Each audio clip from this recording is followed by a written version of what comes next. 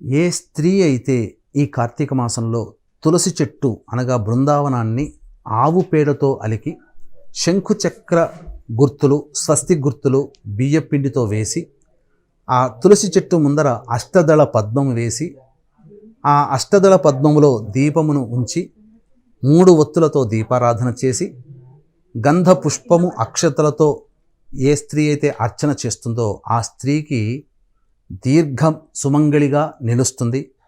అలాగే పూర్వ సువాసులు ఎవరైతే ఈ విధానాన్ని ఆచరిస్తారో వచ్చే జన్మలో సంపూర్ణ సౌభాగ్యవతి అయినటువంటి జీవితాన్ని పొందుతారు.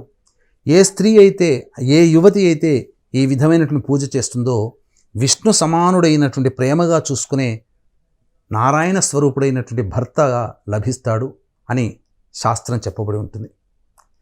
వీక్షించేటువంటి ప్రేక్షకులు కూడా నవంబర్ 5వ తారీఖు కార్తీక పౌర్ణమి, నవంబర్ 6వ తారీఖు రోజున పద్మక యోగం ఉన్నటువంటి రోజున మహిమాన్విత కాశీక్షేత్రంలో మీ జాతకరీత్యా కలుగు అన్ని రకాల సమస్యల నివారణకి, అలాగే శని ప్రభావంతో కూడుకున్నటువంటి వలన కొన్ని రాశుల్లో జన్మించినటువంటి వారికి అక్టోబర్ నవంబర్ నెలలో రవి శుక్ర బుధ గురుగ్రహాలు మారిన కారణం చేత 12 రాశుల వారికి కూడాను ఇబ్బందులు సమస్యలు తప్పవు.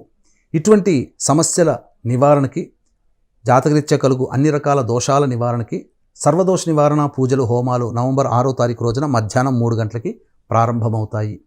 మధ్యాహ్నం 2 గంటల లోపల మీరు గోతనామాలు నమోదు చేసుకుని శక్తిపాతం చేసినటువంటి కరుంగలి మాలని కాశీక్షేత్రంలో సొంతం చేసుకోవాలనుకునే వాళ్ళు స్క్రీన్పై కనిపిస్తున్నటువంటి నెంబర్లకి కాంటాక్ట్ చేసి మీ గోతనామాలు నమోదు చేసుకోవచ్చు.